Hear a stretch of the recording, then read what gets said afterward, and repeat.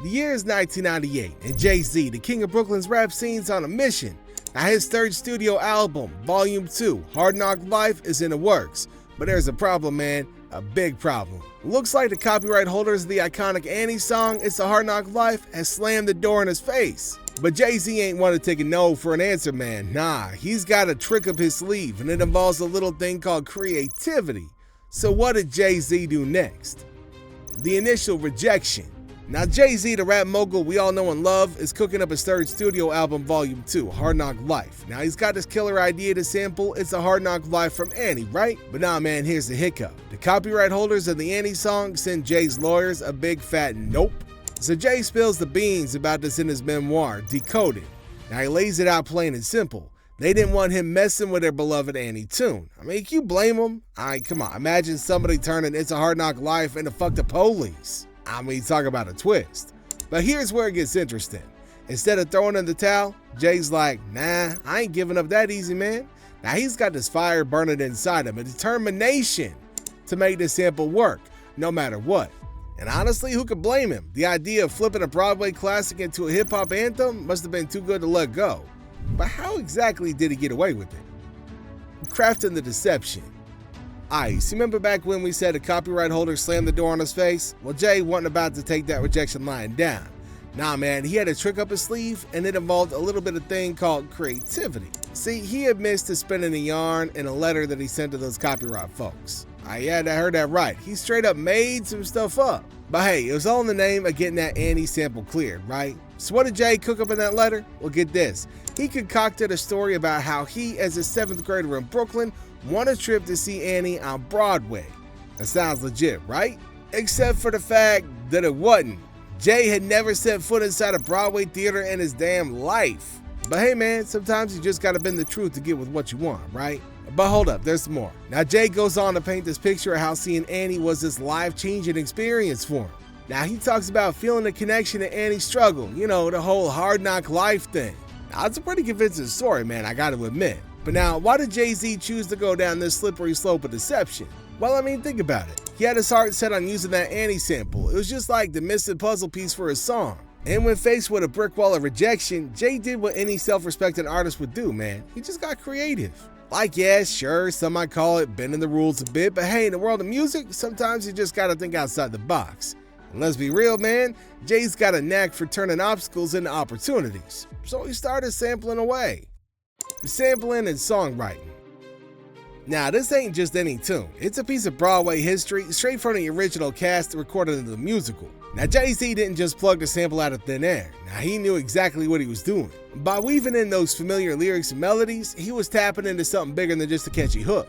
Now, he was bringing a piece of cultural nostalgia into the world of hip-hop, giving it a fresh new spin that nobody saw coming. But here's where it starts getting really interesting. Take a closer listen to Jay-Z's lyrical content. Now he's spitting bars about his own come-up, his struggles, his triumphs, all against the backdrop of that Annie sample. It's like he's painting a picture of street life, of hustling and surviving, and somehow in all of this, it fits perfectly with those sweet, innocent sounds of It's a Hard Knock Life. Let's talk about some juxtaposition, am I right?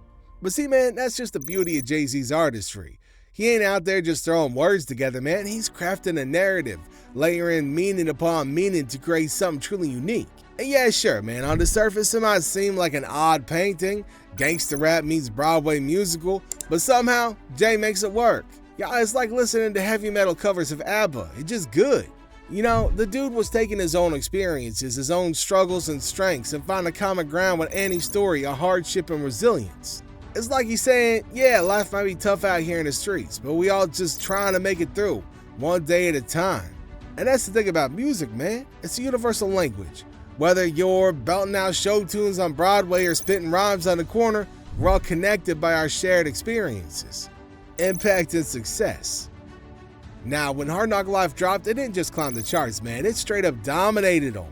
Now picture this. The song peaked at number 15 on the Billboard Hot 100. That's right, it was sitting pretty amongst the biggest hits of the year. And as for the album Volume 2, Hard Knock Life, let's just say it didn't disappoint anybody either. Now this thing shot straight to the top of the Billboard 200, becoming Jay-Z's first #1 entry on the chart. Now talk about making an entrance, right? But it's not just about the numbers, man, it's about the impact. See, Hard Knock Life wasn't just another catchy tune on the radio. Now, it was a game changer. It catapulted Jay-Z from rap royalty to full-blown superstar status. Now suddenly everybody was talking about it. Critics, fans, even your grandma was nodding her head to the beat. And you know what, man? Jay-Z deserved every bit of that attention. Now he'd been grinding for years, hustling his way to the top of the rap game. Both Hard Knock Life, he went from street poet to household name overnight. His rhymes was raw, his flow was flawless, and damn could the man tell a story. And let's not forget about those Grammy nods either, man. It wasn't just a hit with the fans, it was a hit with the critics too. See, the song snagged a nomination for Best Rap Solo Performance at the 1999 Grammy Awards, putting Jay-Z squarely in the spotlight.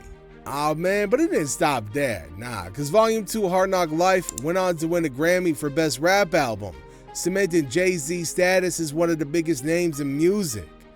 But what you think, man? Was it really ethical to do what the band did? I mean, how far would you be willing to go for your music? Considerations. Alright, so here's the deal.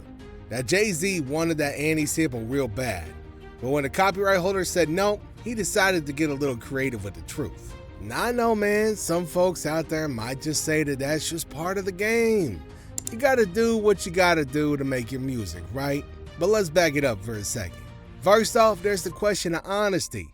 Now Jay-Z straight up made some stuff up in that letter to the copyright folks. Now, lying ain't never a good look. But in the cutthroat world of the music industry, some might argue that it's just par for the course, man. If it was easy, everybody would be out there doing it. If it didn't require a lot of suffering and pain, we'd have rap artists climbing out the woodworks, man. I mean, y'all think about it, right? Plenty of artists have bent the truth to get what they want. It's kind of like a game of musical poker, man. And sometimes you just gotta bluff it to win it. But then, here's the bigger question. Do the ends justify the means? I mean, sure, Hard Knock Life became a massive hit, and Jay-Z's career reached new heights because of it. But does that make it okay to lie and deceive just to get a sample cleared? I mean, it's a little bit of a tricky one. On one hand, you could say that Jay-Z's deception was a necessary evil. After all, without that Annie sample, we might never have gotten one of the greatest hip-hop anthems of all time. But on the other hand, does the success of the song outweigh the moral implications of lying to get it clear? I mean, it's a tough call. So what exactly is a verdict on Jay-Z's deception? I guess that's up for you to decide.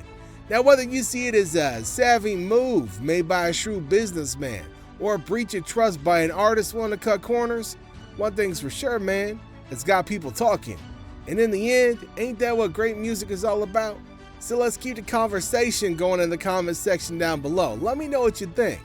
Was he justified in doing what he did? Or is his entire career after that point ain't nothing but a sham? Let me know what you think. And as always, don't forget to hit that like button and subscribe for more stories from the world of music and beyond. Thanks for tuning in, everybody. I'll catch you next time.